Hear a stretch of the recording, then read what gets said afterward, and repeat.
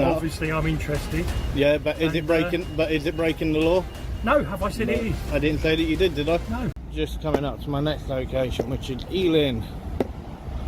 I thought that I would give you all a quick little update. It was just exactly almost on this spot where I'm standing now, just over a year ago. A PC actually hit me in the face, and they have actually offered me a payout.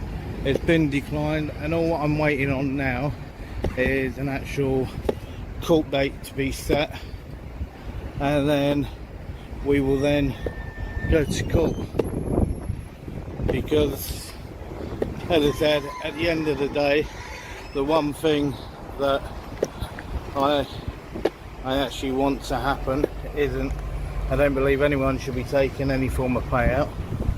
I believe that everyone should be taking them all the way to court and costing them their jobs. That is what should be done, and hopefully from that point onwards we may get an actual change if enough of them lose their jobs.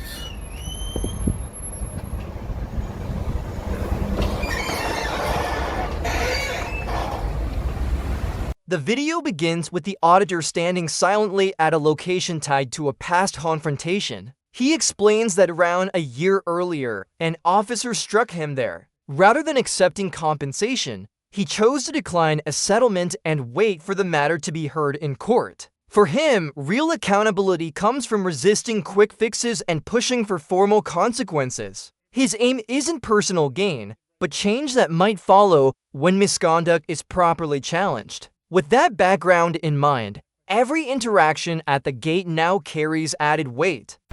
So, and that's afternoon. I think that's what we. What are you up to today, sir? Well, who are you?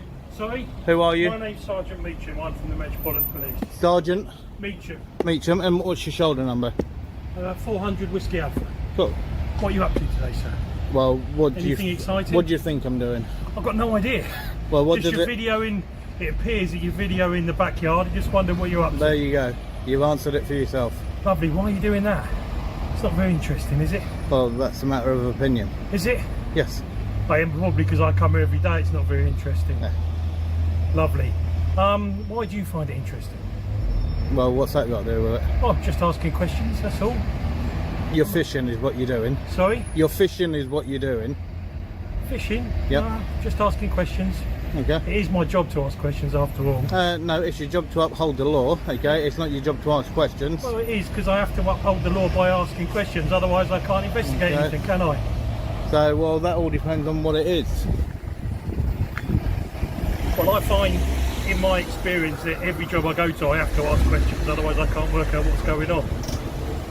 Well, if I see someone recording in the backyard, well, that's when you actually turn up. Obviously, I'm interested. Yeah, but is it breaking? But is it breaking the law? No, have I said it is? I didn't say that you did I? No. There we go. No.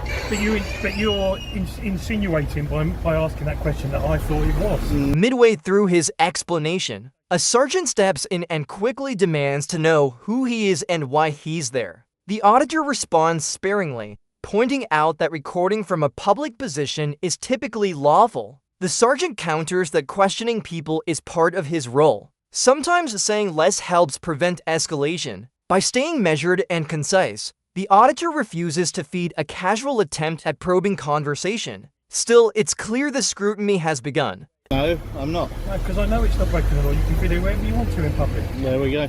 Absolutely. Just checking you're okay. I'm perfectly fine. Lovely. You have a good day, sir. And you, take care. Bye-bye.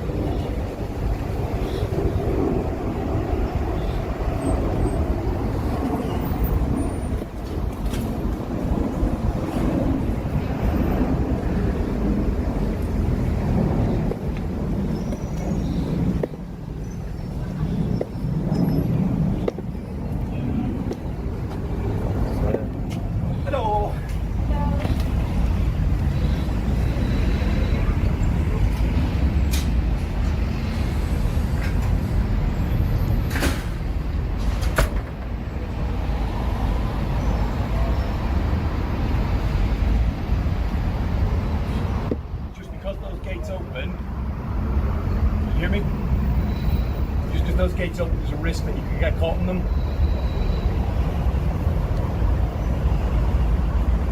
I don't know if you can hear me. The gates that open, just you're standing in the way, but you might get caught in them.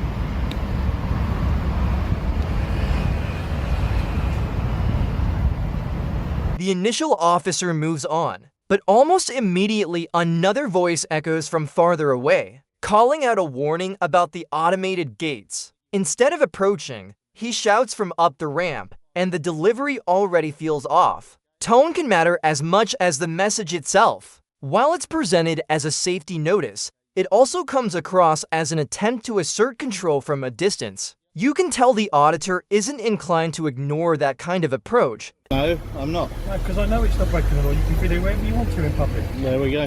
Absolutely. Just checking you're okay. I'm perfectly fine. Lovely. You have a good day, sir. And you, take care. Bye-bye.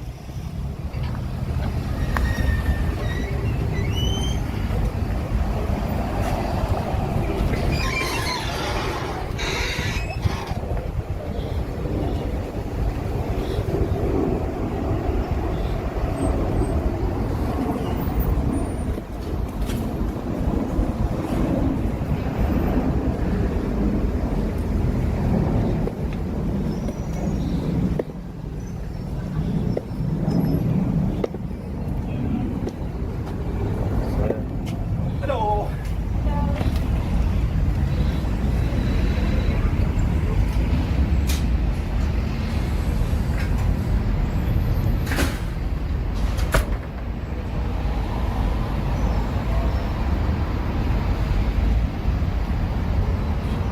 Just because those gates open, can you hear me?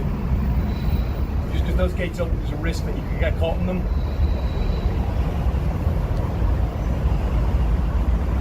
I don't know if you can hear me. The gates that open, just you're standing in the way, but you might get caught in them.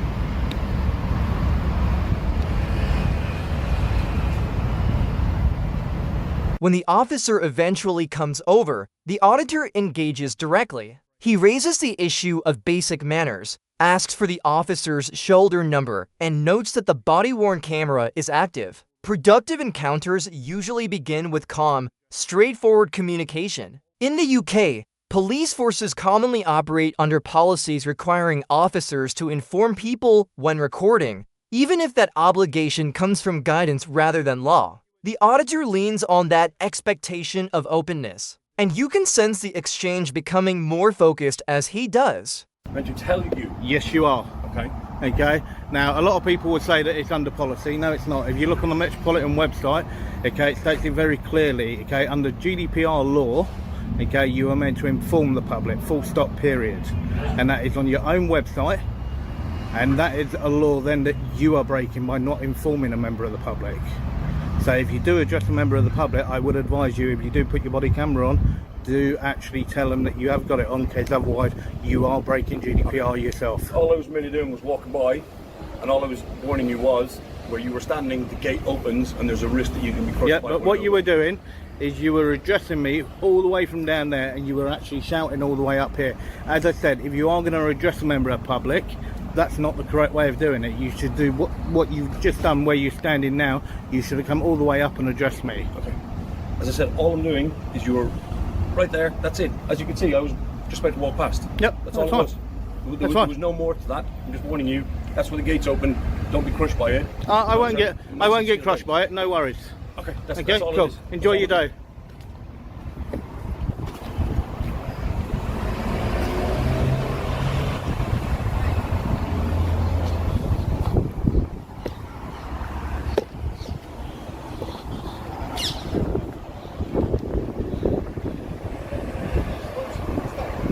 He then presses the point further. Referencing guidance he says is published on the Met's website and arguing that GDPR requires officers to notify the public when body-worn cameras are in use. The officer repeatedly redirects the conversation back to his original claim that he was only issuing a safety warning about the gates. It's a reminder to know your facts, while remaining open to correction. Regardless of the precise legal wording, raising the issue of recording without notification clearly unsettles the constable. Still, both disengage without raised voices, leaving a sense that the matter isn't fully resolved. In the latter part of the video, notice how the same quiet, steady filming unsettles a passerby who is uncomfortable being recorded, and how the auditor responds to that unspoken resistance without resorting to confrontation.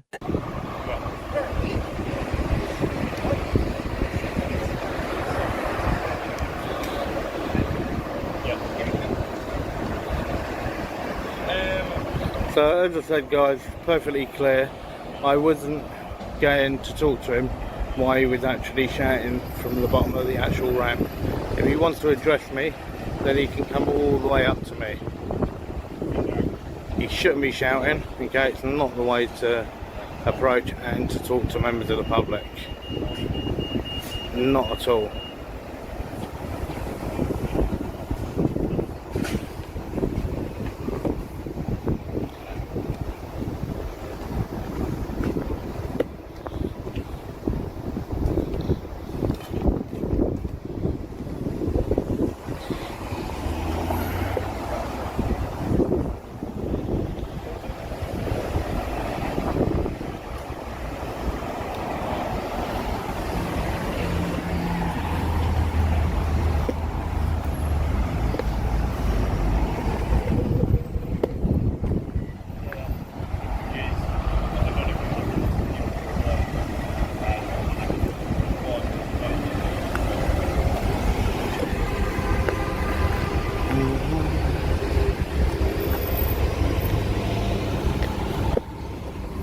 After the officers move on, he addresses the audience directly, explaining why he chose not to engage when the constable was calling out from the bottom of the ramp. Respect, he says, has to work both ways. He's setting a clear boundary. If officers want a conversation, they can approach and speak in a normal tone. It's a basic expectation of courtesy, and you can sense him regaining composure as vehicles and staff begin to pass through the scene. For a time, nothing much happens. Gates open and close, cars come and go, and there's the occasional quiet exchange as someone passes by. Even silence can be revealing. No one else challenges him, and the contrast with the earlier scrutiny stands out. The camera remains on, the station continues its routine, and nothing falls apart. Still, there's a lingering tension, as each new person who notices the lens feels like a possible turning point.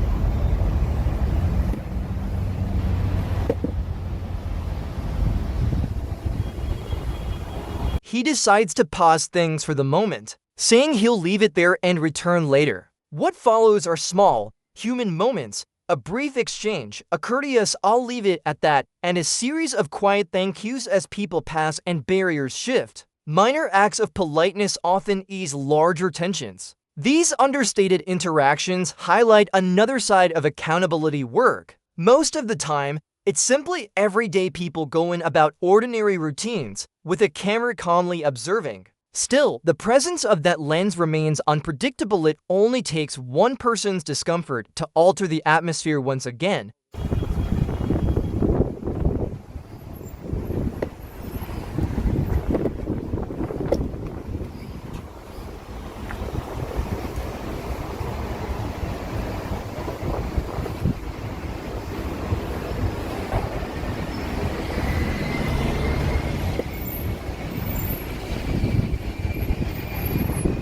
what I'll do is I'll hold it there and I will come back to you.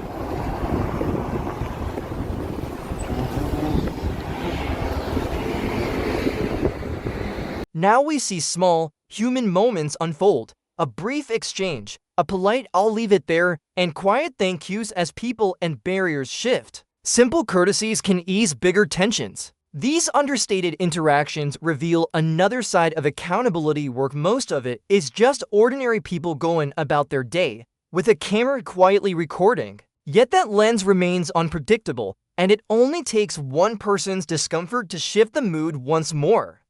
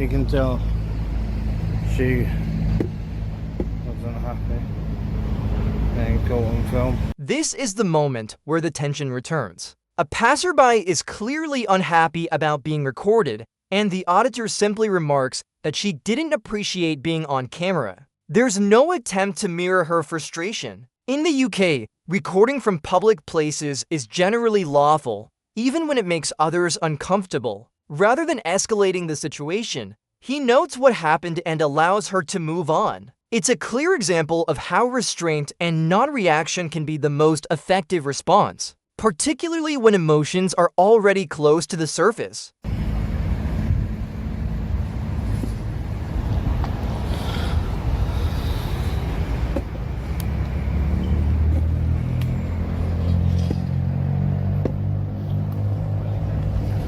Alright guys, I'll catch you in a bit.